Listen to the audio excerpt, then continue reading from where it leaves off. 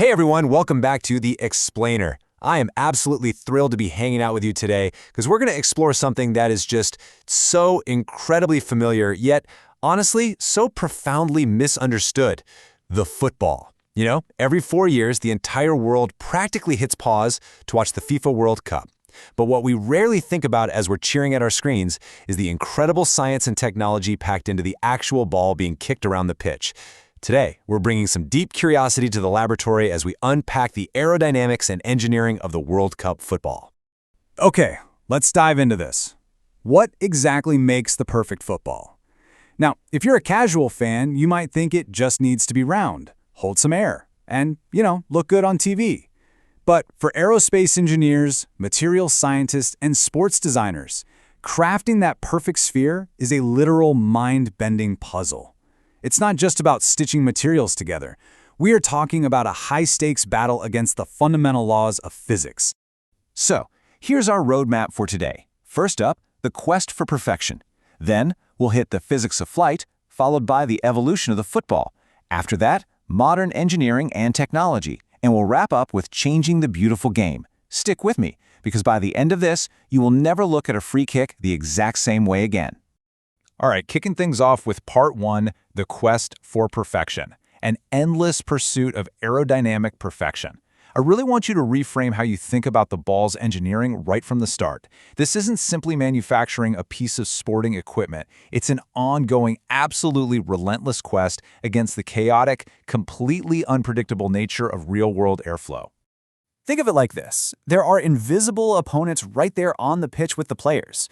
We're talking about aerodynamic drag, wake, and unpredictable airflow. Imagine these aerodynamic forces as highly aggressive, completely invisible defenders, and their sole purpose is to stop a perfectly weighted pass. When a ball moves through the air, it has to shove air out of the way, right? That creates drag, which slows it down. Then, right behind the ball, this chaotic wake forms that literally tries to pull the ball backward. And the airflow itself? Oh, it's highly unpredictable, constantly shifting and swirling with every single millisecond of flight. Moving right along to part 2, the physics of flight. Decoding the science of a curveball. Because to understand how engineers actually fight those invisible opponents we just talked about, we first have to understand the fundamental physics that govern every single kick.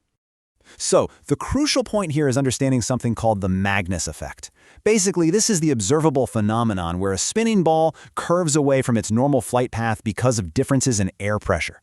You know those absolutely spectacular bending free kicks you see on TV that just curl beautifully right around a wall of defenders? That's the Magnus effect in action. When the ball spins, it actually drags a tiny thin layer of air right along with it. This creates lower pressure on one side and higher pressure on the other. The ball naturally gets pushed toward that lower pressure, and boom, that is exactly what creates that magnificent sweeping curve. But wait, what happens when the ball isn't spinning? Well, enter the drag crisis. A sudden drop in aerodynamic drag that happens as airflow becomes turbulent, directly affecting the ball's speed and trajectory. Think about a player kicking a knuckleball with almost zero spin. The ball hits a very specific speed where the air suddenly wraps super tightly around it, but then it just randomly breaks off. And when it does, the ball suddenly dips, swerves, and zigzags all over the place in midair. It's an absolute nightmare for goalkeepers, making the physics incredibly tangible for any sports fan watching from the couch. Now, to control these powerful forces, engineers have to manipulate the actual surface of the ball. Naturally, you might assume, hey, a perfectly smooth ball would fly best, right? Actually, scratch that. A completely smooth surface leads to highly unpredictable flight because it is intensely susceptible to drag. On the flip side, a textured surface creates stable flight. It literally grips the air. Think about the dimples on a golf ball or the intentional design of airplane wings. By adding texture, engineers create this tiny, controlled layer of turbulent air hugging the ball, which actually helps it slice through the sky smoothly and predictably. It's totally counterintuitive, but it works. All right, part 3, evolution of the football, from heavy leather to high-tech spheres. Every World Cup brings a shiny new ball design, and historically, each new iteration aimed to solve the specific aerodynamic flaws of the one that came before it. Let's take a quick walk through this timeline. Back in 1930, they played with this heavy leather that easily became waterlocked. If it rained, man, kicking that thing felt like kicking a sack of wet cement. Fast forward to 1970, and we get those iconic black and white stitched leather panels, the famous design most people still draw today. By the year 2000, we transitioned to synthetic polyurethane layers, dropping the weight and completely stopping that water absorption issue. And leaping forward to the 2022 era, we have seamless, thermally bonded panels embedded with digital sensors. Now, what's really fascinating here is the stark contrast in structure. We went from stitched leather and a really basic internal bladder in the 1930s, which gave a heavy and pretty erratic performance, to thermally bonded polyurethane and a sensor-packed bladder in the 2020s. No more heavy stitches acting like little speed bumps and adding drag. No more erratic bouncing. The modern ball is incredibly fast and brilliantly stable. So how is this modern marvel actually built? Well, here's the inside-out breakdown. Step 1. Shape the internal bladder. This is basically the heart of the ball. It absolutely must hold pressure perfectly to retain its shape. Step 2. Add the synthetic layers. These internal linings give the ball its bounce, its rebound capability, and its structural stability. And finally, step 3, apply the aerodynamic surface and lock in that sensor technology. Every single layer contributes directly to the ball's overall stability and shape retention in midair. Which brings us to part 4, modern engineering and technology. Building and testing the ultimate soccer ball. Because building the ultimate soccer ball is no longer a matter of simply kicking it around a field to see if it feels right. Today's designers use processes that literally rival the aerospace industry.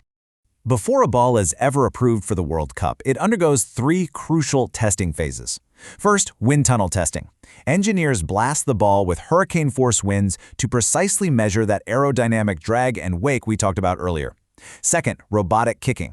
A massive mechanical leg kicks the ball thousands of times at the exact same speed and angle, guaranteeing its aerodynamic performance is perfectly repeatable. And third, live pitch testing.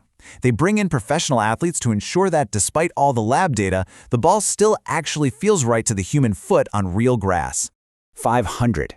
I really want to let that number sink in for a second. The modern sensors suspended right in the center of the ball transmit up to 500 data points per second. 500 times. Every single second. They track the ball's exact spatial location, its spin rate, and the precise force of impact. It is an unbelievable reality that shows just how far modern engineering has come. The ball isn't just a ball anymore. It's effectively a high-speed computer.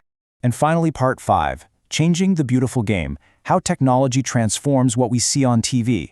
This is where we bridge the gap between all this deep, microscopic engineering and the actual, thrilling game we watch on our screens. It boils down to this. Precision engineering turns invisible aerodynamic forces from unpredictable enemies into predictable tools for the players. By meticulously engineering the panel shapes and dialing in the exact microtextures on the surface, scientists have solved the core problem of unpredictable airflow. They've handed the athletes an instrument they can entirely trust, a ball that will do exactly what their foot commands it to do. And this brings us right back to our core source material for today, the science and technology behind FIFA World Cup balls. When we reflect on the history of this massive global tournament, it's so clear that science and sports have merged completely. The ball is no longer just equipment. It is the ultimate intersection of human athleticism and brilliant technological innovation. Which leaves us with this final, kind of provocative thought. How much further can technology push human sports? I mean, if we've evolved from hauling around heavy, waterlogged leather to a perfectly textured, aerodynamically stable sphere that's transmitting 500 data points a second, what on earth will the football of the future look like? It's a fascinating question and one that engineers are already trying to answer. Thank you so much for joining me on this explainer. I hope you learned as much as I did, and I will see you next time.